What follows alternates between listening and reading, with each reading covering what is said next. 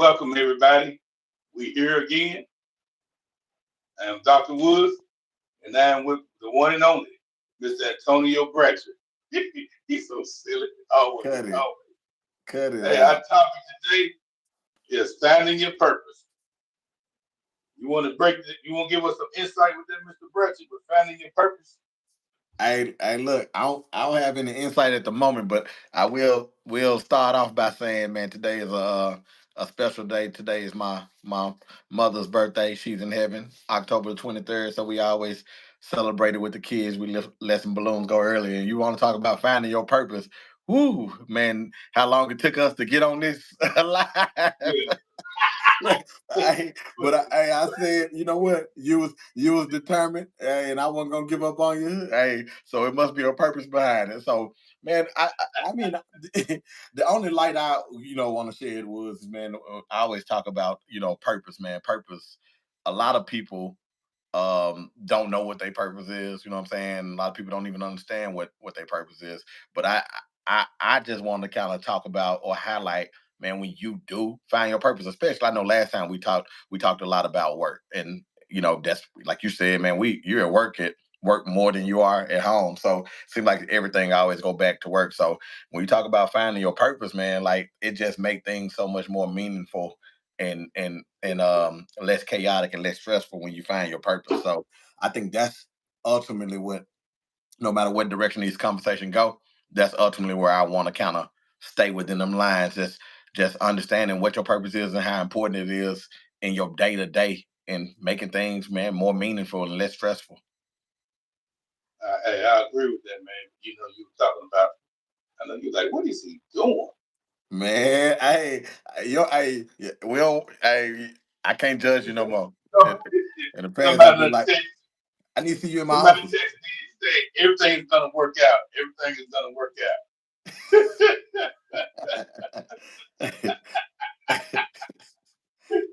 Hey, Was if of you a don't believe that, if you don't believe it, you got a situation, man.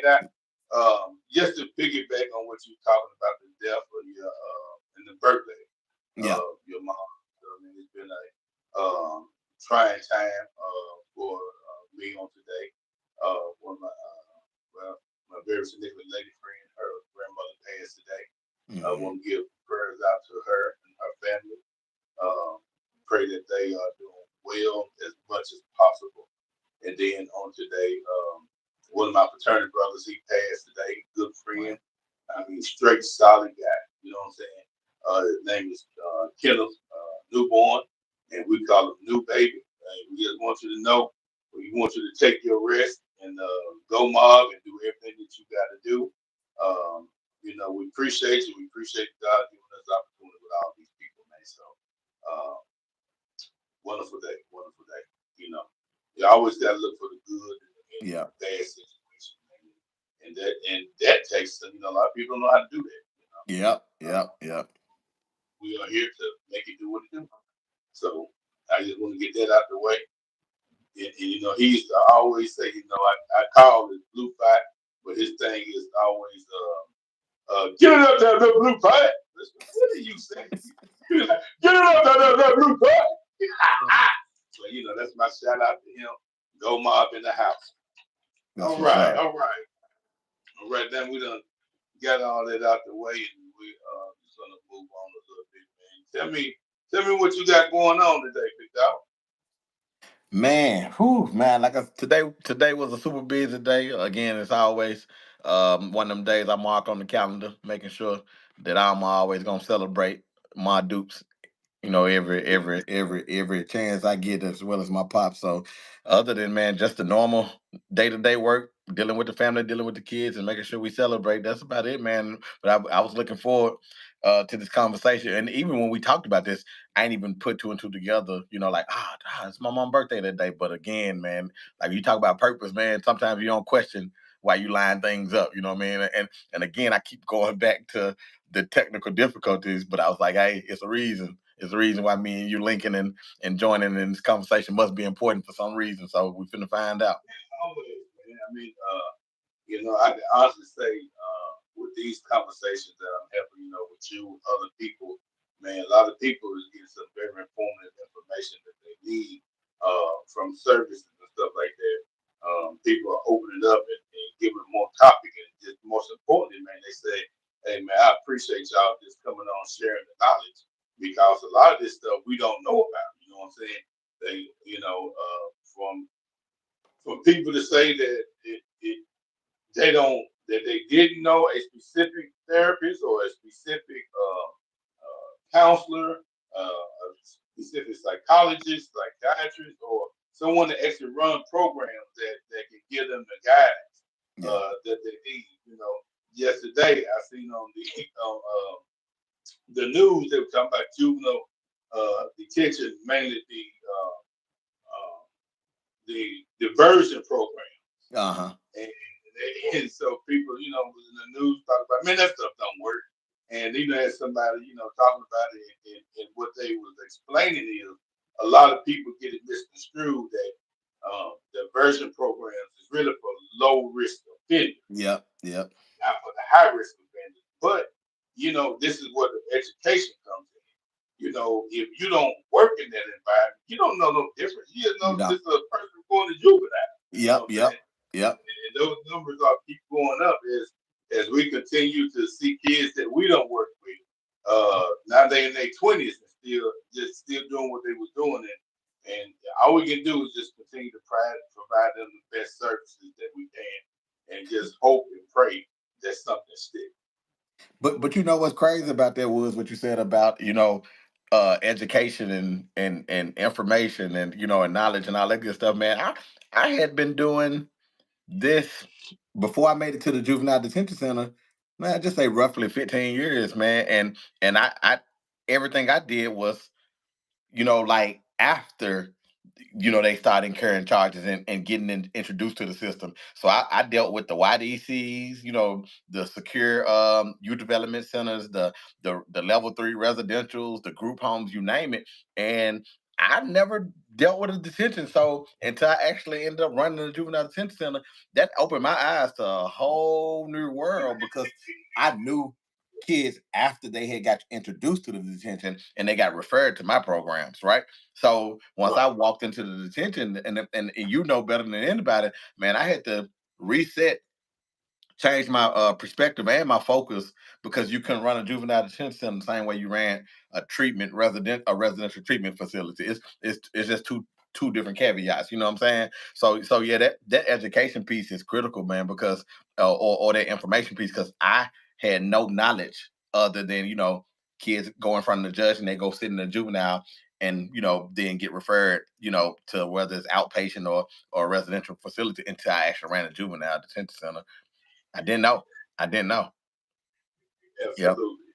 And Absolutely. and if you want to, kind of talk about finding your purpose, man, and I think this is right up the alley in the work that I do, and the work that you have done, just specifically talk about kids. That's a large part of the problem is that um, a large, and I want to say it. I'm going on the limb and say large majority of the people that come in contact with kids in the settings that I run is that they're that's not their purpose for real. They may be still, trying to find what kind of career path they want to go on. Some people just found the first job they can get, you know what I'm saying? And again, that's what make the job less meaningful, more stressful, and also it directly impacts the clients or the people that you're supposed to be helping because a large majority of the people that actually get in the field, that is that's not their purpose, so they're not going to be driven to those same goals and outcomes that we somebody like myself have because that's my purpose. You know what I'm saying? So I think that's why finding your purpose is so critical because it impacts the quality of services that are provided. Whether we talking about kids, adults, hamburgers. If you want to talk about fast food, if you got somebody, if that's not their purpose and they not bought into it, the service that they gonna provide is not gonna be as high quality as somebody who they really believe in that and that's what their purpose is. I'm gonna flip. I Absolutely. want to. I want to flip it on you though, Woods. I Go want. ahead, brother. I want to ask you the questions. See, yeah, you'll Okay. never Go ahead. never I'm know what with I it. got on I'm my with it. sleeve. But no, really though, man. What do you like? Do you feel like in what you're doing or what you have done? Do you feel like you found your purpose? you know, I think that's a very tricky question. I think a lot of time I used to always try to figure out what my purpose was. Yeah. I read books like The Purpose Driven Life. Read it a couple times. Then there was another book that came after that. Then I, started reading books like Good to Great and things like that. And then the book that I did not want to read that you gave was the Notice. But the thing is, man, I really feel from the time that I started this at 21 years old, uh, when going into a group home, from the group home to what they call primary treatment centers, where the kids were going in for about 30 days observations, then to the youth development centers, up until all the way to the Department of Children Services. And I totally recommend a lot of people, man. I continue to say this, I can't say it enough. I recommend people that's in this field to get with the state for at least a year, Mm-hmm. to learn the rules, the policies, the guidelines, and every time that come up, I'm gonna always go there because I think it's very important, especially when you start going into the private entities and but knowing why you are doing what you're doing. So to answer that, as I moved on forward, even in the detention with the long hours that went on with that, it was never as stressful as it could have been because it was work that I agreed to. And Mm-hmm. then when you realize and you look back on it, I was in my purpose. Yeah. The purpose is always to help people.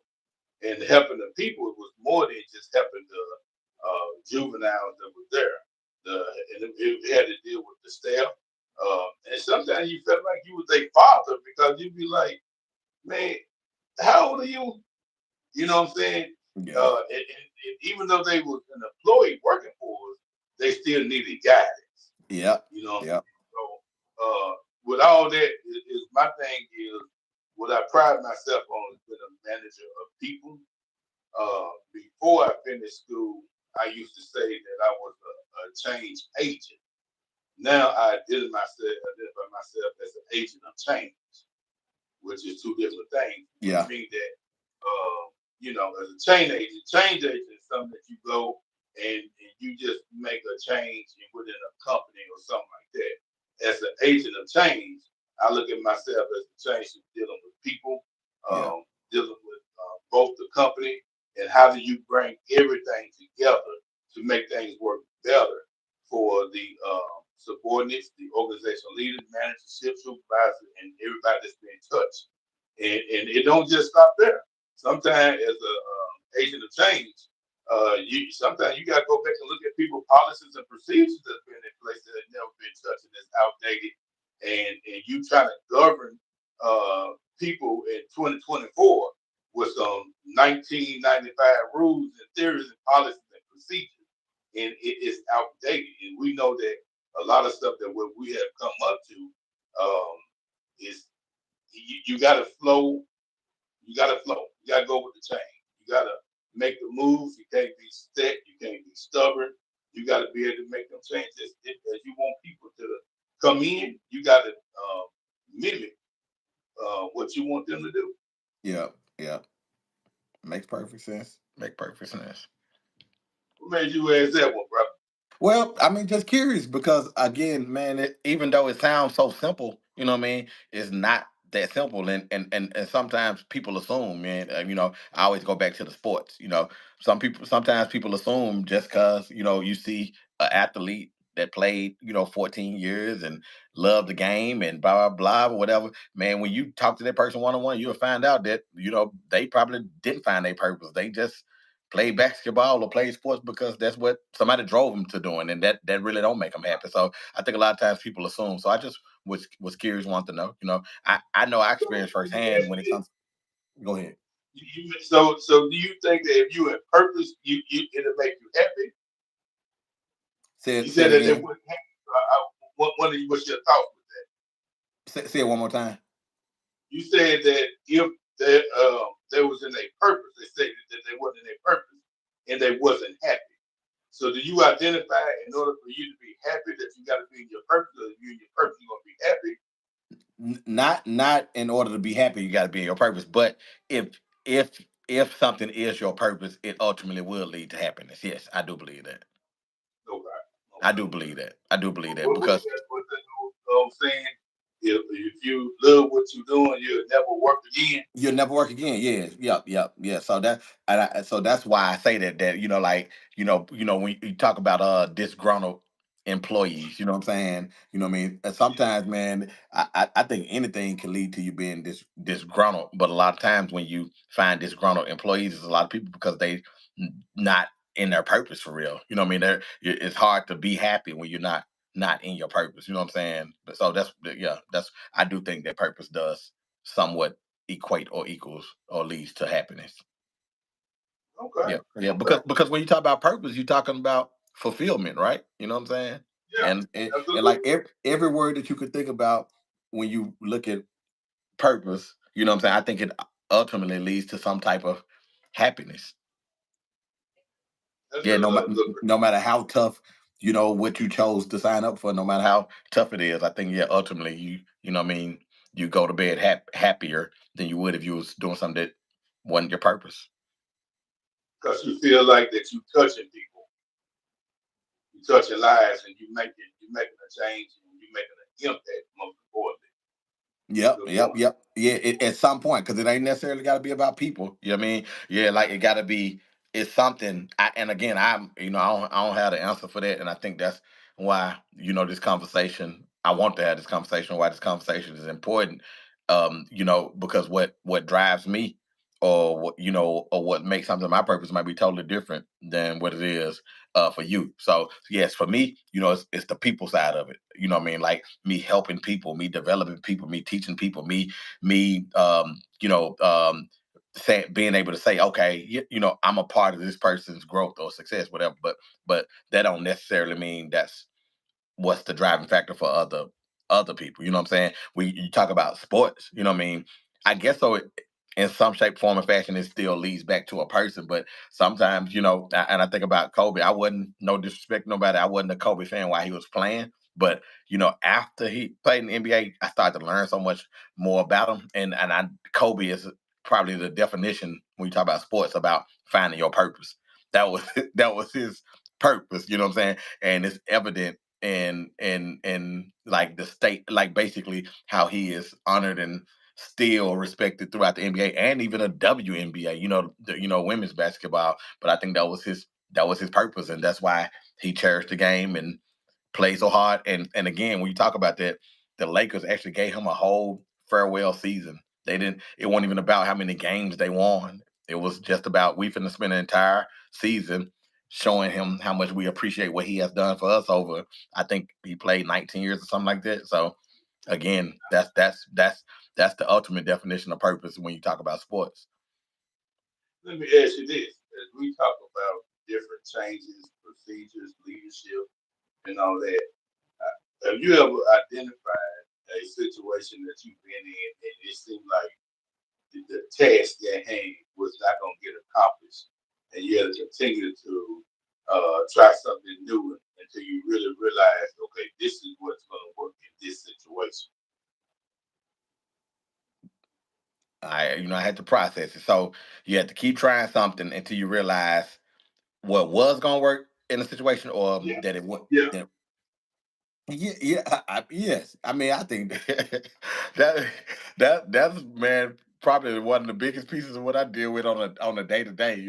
I think that in my world or my line of work that most of the situations that I'm never put in or given situations that are set up for success. Right? Like again, that's one of my main responsibilities is to kind of assess situations and figure out what can be done or what needs to be done to make something work better, faster, stronger. You know what I'm saying? Or for something to succeed that wasn't set up for success. Yes, yeah, definitely. So with that, I think that's why myself or people in general, or like I said in my world, you always gotta assess, track, and adjust until figure out what that right combination is. And I hate even I even use the word right because it ain't necessarily always the right combination. It's probably what's the best combination at that point in time to get whatever most desired appropriate outcomes. Yep. at that time. Yep. Yeah, Yep. Yep. Yep. Because I, what I you had. agree with Yep. you on that. Because so many times, um, we go through things, and I think this is the thing that we have to always understand is, you might try one thing and it gets you where you need to go, and then all of a sudden you get around another group of people and another group of youth or a whole other situation, and you be like, well, let me try this. And you like, man, it's like somebody you going up for a layup, or somebody get that up out of here, and Yeah. you like, whoa, okay, I gotta figure this thing out. You know what I'm saying? Yeah. But So going back to the detention was. I mean, that's a prime example, man. I was I think I figured out after trying and trying, watching other people try, sitting back and putting together a master plan of, okay, this is what works, and this is how you run a successful residential program. When you talk about successful, people being happy at work, people getting promoted, kids are thriving, kids are more successful than not successful, things of that nature. And then you figure that formula out, and you're like, okay, I got it. Drop me off anywhere, and this is gonna work. And when I walked into the detention, that was a prime example of no, what I did over here will not work in a juvenile detention setting. So I had to reset. You know what I mean? I had to assess. I had to track, and I had to adjust and adjust and adjust until we figured out something that did work. You know what I'm saying? And kind of going back when we said right versus what's working right now. You know what I'm saying? I think that was the ultimate reason why we was able to run a thriving juvenile detention center. You know what I'm saying? And I say that loosely because in some other people's eyes they might feel like no we but their vision was totally different than my vision. My vision, I felt like we ran the best juvenile detention center that we could have run given the resources that we had. yeah, and I think that is a big factor. And we had that conversation with Adrian last week, and what he talked about, I mean, was the lack of resources. Yeah. And not Yeah. only did we identify the resources as money, uh, he identified resources dealing with the human capital, having the people, not having the people, having participation from organizational leaders that really want you to be successful. Identifying where you're going to put this resource compared to that resource, and the most important, which we always talk about, is the importance of manpower. And if the state or whatever governing part or body gives you, hey, we can have 1 to 8 per youth, one step per 8 youth, then we already know that's not good enough. Yeah. The minimum is never good enough in this Never. environment. Yeah. And I'm talking about that's not necessarily dealing with youth. I'm talking about with behavior health hospitals. I'm talking Anything. about Yeah. anything, man. When you're Yeah. dealing with the minimum, the minimum is just enough to get you more frustrated Yeah. because you're going to become frustrated. Yeah. But when I always look back and I was talking to him and I said, man, when we had that mother humping up in there is when we had numerous staff on each unit. We had supervisors in training, Mhm. 1, 2, and 3. That in the three, it was 1, 3 for every 2 units, and Yeah. then on top of that, you had 2 supervisors. So, and then we had extra staff doing searches and making sure the perimeter. And so that way, when there was an emergency that came, man, it looked like it was 50 people, and that not only made the staff feel like this, they would say, it made the staff feel like they would say. Yep. Yep. Yep. Yep, big So facts. yeah, And I echo that and stamp that no matter what business you in, yeah, whatever the bare minimum or the guidelines are, the minimum it's there for a reason. I always try to exceed what the minimum is because the minimum is just gonna get you just that far. You know what I mean? And Right. figuring out ways to I always go back to sports. If they give you a salary cap, trust me, the teams that thrive figured out ways around the salary cap. They did. You know Yeah. what I mean? They figured out other ways to get people to get the best quality players with staying within that salary cap. But trust and believe they found some other financial means to bring them people to their team. And you may have a point there because I like to listen to Jared, the talk show host on 102.5. And the first thing he'll say is that salary cap is fake Yeah, because it's amazing how you can have some people and they talk about their salary cap and they over the salary cap. And his thing is how you gonna be over the salary cap if that's the cap? yeah, yeah, yeah, yeah. You know what I'm saying? So, but like you said, you have to find other ways Yep, yep. to Or provide. be willing to take, whatever consequences come with whether that is not not making as much money as you probably would have made if you stayed up under or dealing with a fine or something of that nature, but being able to deal with those consequences in order to get the results that you want. And that I think that's what's the big issue. A lot of people don't want to deal with. I say people, companies don't want to deal with whatever that consequence is making less money or not meeting a quota to that nature, but you also sacrificing the outcomes though. So and some people are willing to take that hit because they want the positive outcomes. Okay, okay. All right there, Mr. Bratcher. Man, I appreciate you. I appreciate you. Give us some some words and get us through another week. Give us some inspiration. Man, who would I don't know.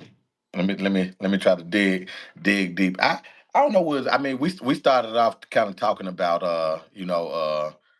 death and and loss and things of that nature, whatever, man. And I think this kind of still go back in line with that purpose, man.